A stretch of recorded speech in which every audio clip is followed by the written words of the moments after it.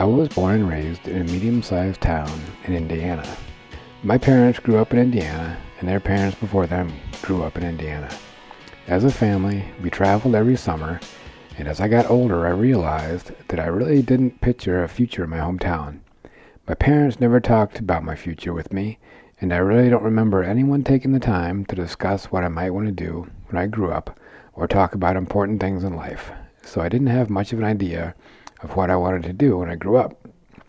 I met my wife in high school and became close friends with her mother and brother. Her father had died from cancer the month before I met her.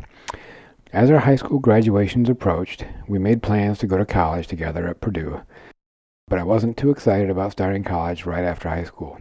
I had always thought that it would be good to serve my country in the military, and I was excited that I could enlist and choose Germany as a duty station.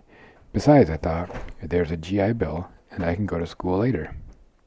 It was the end of the Cold War, and when I got to Germany, my unit was responsible for patrolling the border between East and West Germany. It was a shock to me to go from my safe Midwest home to a different country where I witnessed the division between communism and democracy. When I saw homes and towns divided in two by a fence, or how bridges stopped in the middle of a river and roads that ended at a fence, I realized how real the situation was and that I had a part in something important. Besides the border, I had the chance to visit the Dachau concentration camp and saw other reminders from the World War that left the country and world divided. These made history relevant to me and served as concrete reminders of why we were there and how the decisions people make can really affect the world around us. By that time, President Reagan had given his famous speech at the Berlin Wall. Mr. Gorbachev, tear down this wall. And the Soviet Union was beginning to decline. The border opened during my last year in Germany.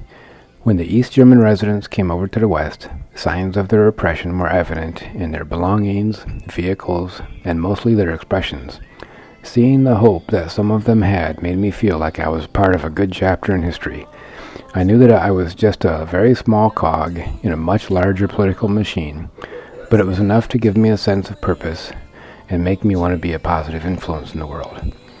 When I left the Army, I had a clear vision. The experiences I had and the people I met helped me realize that there is more to life than just a paycheck.